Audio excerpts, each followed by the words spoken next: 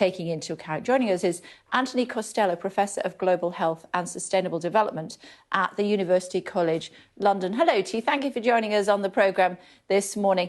What will the Prime Minister have been told about where we are with the numbers?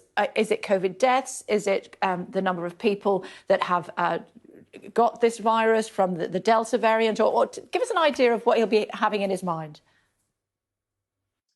Well, we're hearing that the modelers are saying that their latest modelling is that given the fact that this virus is so transmissible and shows some escape from vaccines, that there will be thousands of hospital admissions unless we delay measures for the next month. I have a great deal of sympathy for those people in the hospitality industry and elsewhere who are facing threats to their livelihoods, because the question is, why are we in this position? The NHS has done a fantastic job on vaccines, but why has there been such poor investment in public health infection control to suppress these outbreaks? We were down at 2,000 cases 3 or 4 weeks ago. We've now trebled that in less than 2 weeks.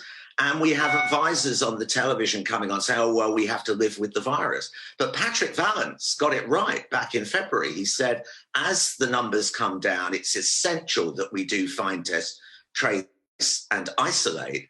And our failure to do that 3 times in the past has led to 3 national lockdowns and 150,000 deaths.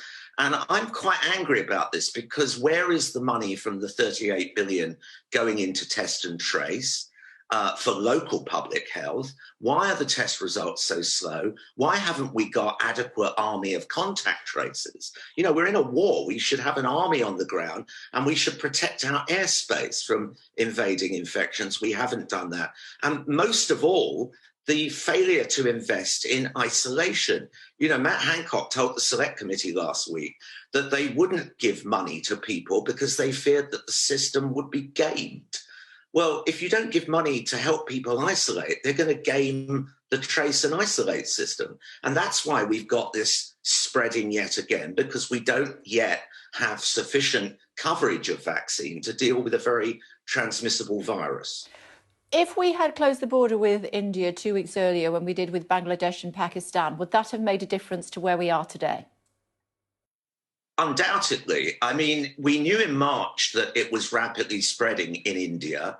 On April the 11th, after we had moved Pakistan and Bangladesh to the red list, I retweeted a science article, a reputable paper from an Indian scientist, which was massively retweeted, that said, you know, this is a rapidly expanding virus across the whole of India with a mutant that escapes the vaccine partially. And yet it was 2 weeks later, on April the 23rd, that we finally locked down. And when I spoke to my friends in India, they said, oh, well, we still travel via Turkey because that way we escape the red list. So, you know, we haven't taken this seriously. We have to have a screening policy at the border and then make sure that people isolate. And it's the community transmission that we're facing at the moment. And we don't have a system in place. And unfortunately, we have senior advisors in government who constantly say we have to live with the virus. But, you know, if you look overseas at Singapore, at Hong Kong, at China, at South Korea, yes, they face new surges. They've suppressed them without any national lockdown. They're suppressing them by pouring in resources to local areas. Their economies are doing well, and they're not seeing the kind of impact. Their death rates are hugely lower than ours. And it's not just in Asia. I mean, Norway has 10 times lower death rate than they have in neighbouring Sweden and 15 times lower than us. I've interviewed government ministers galore over the last few days, and all of them have said that if we had closed the borders earlier, it would not have made any difference to the Delta variant. You're saying that's simply not the case? Well, I don't see the logic in that, because we know that, you know, thousands of people came from India. A lot of people from India were trying to get out because they knew that they had a crisis in their health service without adequate ventilation, oxygen and the like. I've phoned friends in India who were doubly vaccinated who ended up in hospital on oxygen.